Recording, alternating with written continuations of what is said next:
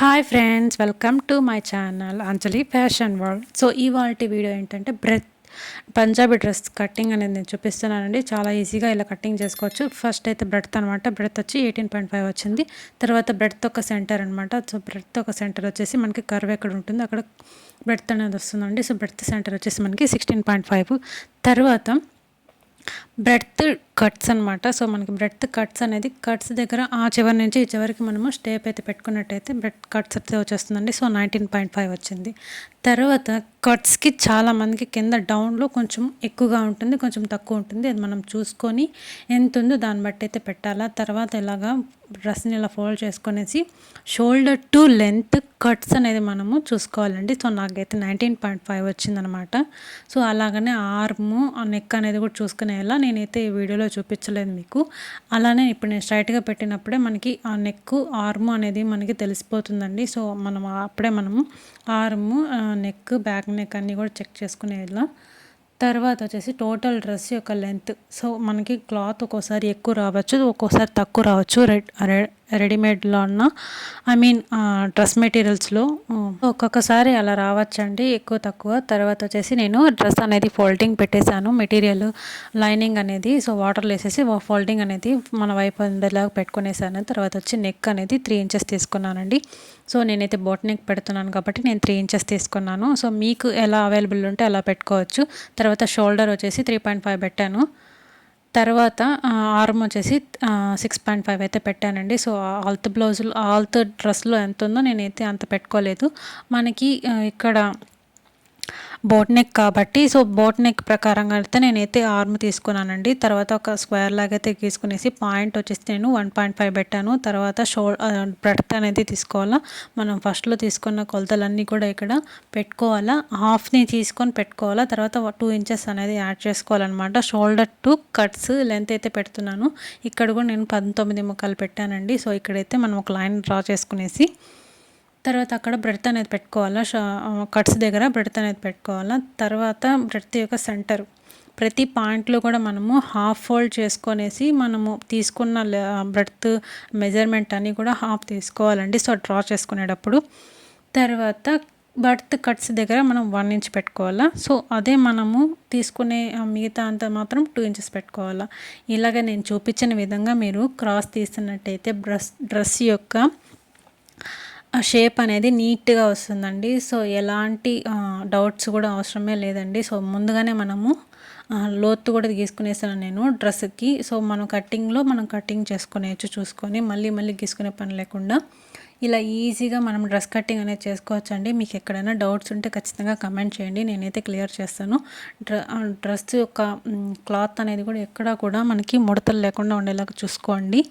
ఒక్కొక్క రవ్వ మనకి కొంచెం తేడా వచ్చినా కూడా మనకి కొంచెం ఇబ్బంది అవుతుంది స్టిచ్చింగ్ చేసేటప్పుడు. అలాంటివన్నీ ఏం పెట్టుకోకుండా ఇలాగ నీట్గా కటింగ్ చేసినట్టయితే మనకి డ్రెస్ కటింగ్ అనేది ఈజీగా వచ్చేస్తుందండి. ఎవరికి రాకపోయినా కూడా సరే అండి, ఈ వీడియో చూసినట్టయితే మీకు ఖచ్చితంగా టైలరింగ్ అనేది వచ్చేస్తుంది. సో నేను ఇప్పుడు కింద క్రాస్ అయితే తీసేసి బ్రెడ్త్ మనకు తీసుకున్నాం కదండి, ఇక్కడ 22, దాంట్లో హాఫ్ తీసుకొని నేనైతే 11 పెట్టాను.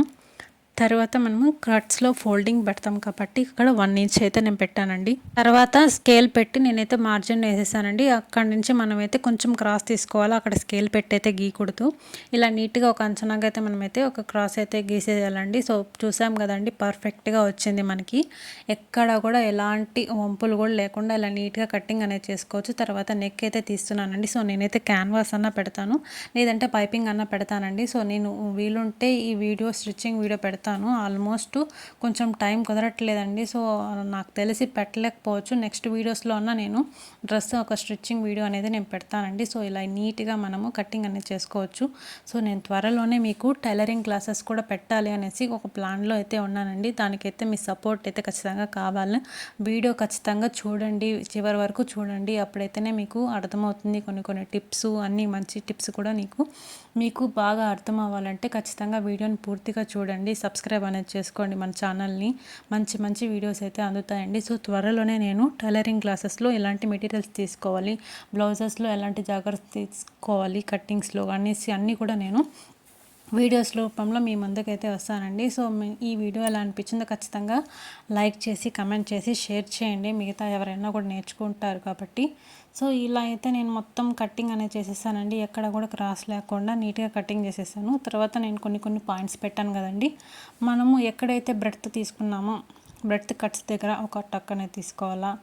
తర్వాత బ్రెడ్త్ యొక్క సెంటర్లో మనకు బ్రెడ్త్ యొక్క సెంటర్లో కూడా ఒక టక్ అనేది పెట్టుకోవాలి. మనము స్ట్రెచ్చింగ్లో మనకి యూస్ఫుల్ అవుతుందండి ఇలాంటి టిప్స్ అన్నీ కూడా.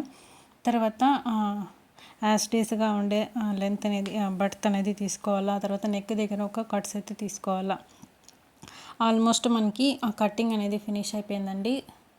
తర్వాత మెయిన్ ఫ్యాబ్రిక్ ఎలా కటింగ్ చేసుకోవాలనేది చూపిస్తాను. సో ఇది వచ్చి బ్యాక్లో మనకి ఇంకా నెక్ అనేది మనము డ్రా చేయలేదు కాబట్టి నేనైతే బ్యాక్ వచ్చేసి 4 ఇంచెస్ తీసుకున్నాను. ఆల్మోస్ట్ బోట్ నెక్ అయితే 4 ఇంచెస్ అయితే సరిపోతుందండి. సో బ్లౌజెస్కి కూడా చాలామంది 3 ఇంచెస్ 4 ఇంచెస్ తీసుకుంటారు. ఇలా అయితే మనము డ్రా చేసుకునేసాను నేనైతే నీట్గా.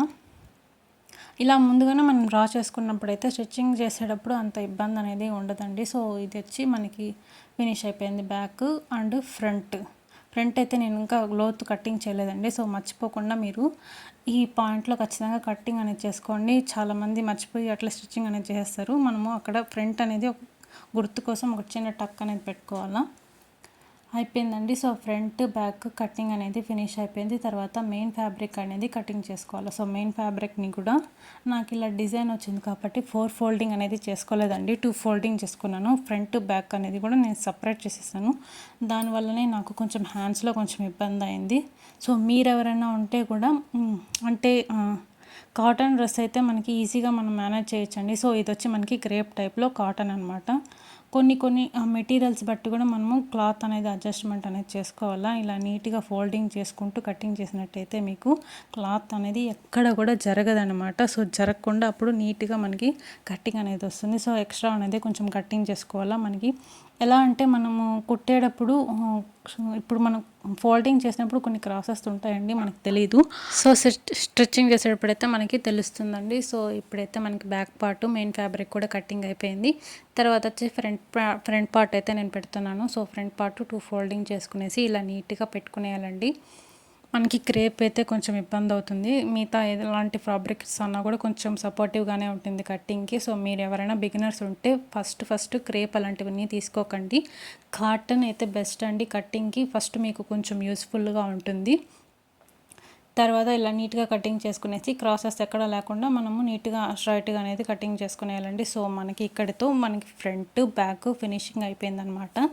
తర్వాత హ్యాండ్స్లోకి అయితే వెళ్ళిపోవాలి. సో నేనైతే ఇలా సపరేట్ చేసుకున్నాను. మీరు అలా సపరేట్ చేసుకోకండి. సో హ్యాండ్స్కి కొంచెం ఇబ్బంది అవుతుంది. నాకు ఇంకా వేరే దారి లేకుండా అయితే నేను ఇలా కటింగ్ చేయాల్సి వచ్చింది. తర్వాత హ్యాండ్స్కి వచ్చేసామండి. సో క్లాత్ అయితే చాలా తక్కువ వచ్చిందండి. ఈ మెటీరియల్లో చెప్పాను కదా, ఒక్కొక్క క్లాత్ ఒక్కొక్క మెటీరియల్ ఒక్కొక్కలాగా ఇస్తారనమాట. మనకి ఎప్పుడు ఏ క్లాత్ ఎలా ఇస్తారని మనం అసలు చెప్పలేమండి. సో ఈ క్లాత్ చూసే దానికైతే చాలా ఎక్కువ అనిపించింది. తర్వాత ఓపెన్ చేసి మనం కటింగ్ చేసిన తర్వాత చూసినట్టయితే చాలా తక్కువ వచ్చిందండి. మనకి మిగిలిన క్లాత్ అయితే ఇదే, మనకి ఇంకా ఏం చేయలేము. సో మనకి జాయింట్ అనేది ఖచ్చితంగా పడుతుంది. నాకు మిడిల్లో కూడా ఒక జాయింట్ పడిందండి. సో నేను ఇంకా ఎలాగో స్టిచ్చింగ్ అయితే చేయాలి.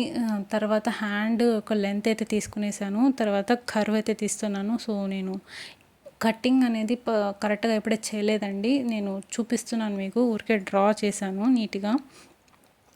తర్వాత నేను హ్యాండ్స్ ఒక కర్వ్ అనేది కూడా నేను స్టిచ్చింగ్ తర్వాత కర్వ్ తీద్దామనేసి అనుకుంటున్నాను. తర్వాత జాయింట్కి క్లాత్ ఎంత కావాలో నేను అంతా తీసుకునేసానండి. సో చూసారు కదా, ఇది జాయింట్ పడుతుంది. సో ఈ వీడియో ఎలా అనిపించిందో ఖచ్చితంగా కమెంట్ చేయండి, లైక్ చేయండి, షేర్ చేయండి. మన ఛానల్ని ఖచ్చితంగా సబ్స్క్రైబ్ చేసుకోండి గాయ్స్. సో ఎవరికైనా యూస్ఫుల్ అయ్యే వాళ్ళకైతే ఖచ్చితంగా షేర్ చేయండి. సో థ్యాంక్ యూ అండి, thank you for watching. Bye guys.